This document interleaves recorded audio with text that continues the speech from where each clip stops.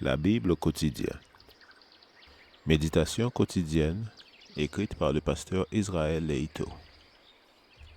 Fais-moi entendre dès le matin ta bienveillance, car je me confie en toi. Fais-moi connaître le chemin où je dois marcher, car j'élève à toi mon âme. Psaume 143, verset 8.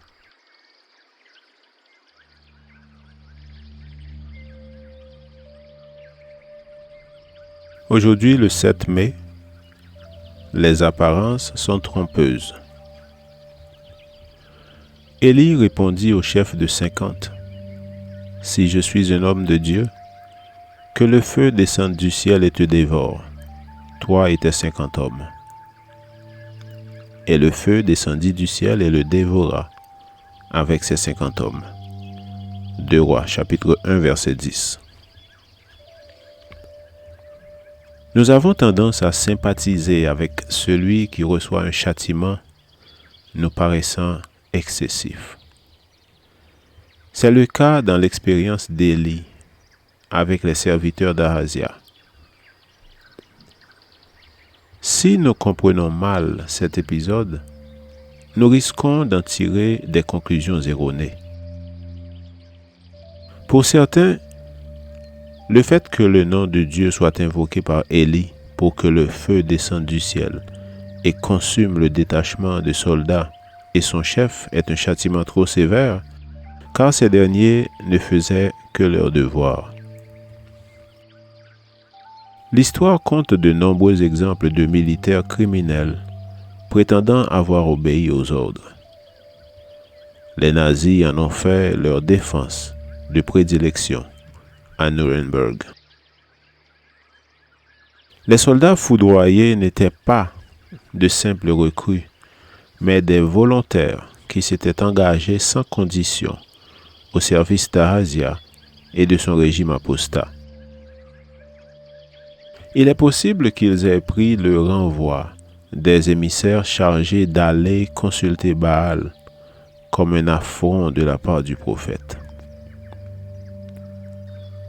En appelant la destruction sur ces deux détachements, Élie ne demandait pas réparation de l'offense qu'il lui avait faite en l'appelant ironiquement homme de Dieu. Leur intention n'était pas de montrer du respect au prophète, mais de défier le Dieu du ciel. Quant à Ahazia, il signifiait à Élie, « Je ne crois pas. En t'éliminant, j'ouvrirai la voie pour permettre à mes émissaires d'aller consulter Baal. » Son intention n'était pas de reconnaître l'autorité de Dieu, mais de persister dans son péché. Ce n'est pas Élie qui fit descendre le feu du ciel. C'est Dieu qui affirma par là son autorité sur un roi endurci et décidé à s'enfoncer dans le péché. Le troisième chef fut sauvé car il reconnut l'autorité divine. Dieu dut intervenir directement pour obliger Ahazia à écouter le message qu'il lui adressait par l'intermédiaire d'Élie. Les paroles de l'ange à Élie au sujet du troisième chef indiquent que les deux premiers pensaient éliminer le prophète. Dieu ne se réjouit pas de la mort du pécheur. Est-ce que je désire avant tout la mort du méchant? Oracle du Seigneur l'Éternel. N'est-ce pas qu'il se détourne de sa voie et qu'il vive?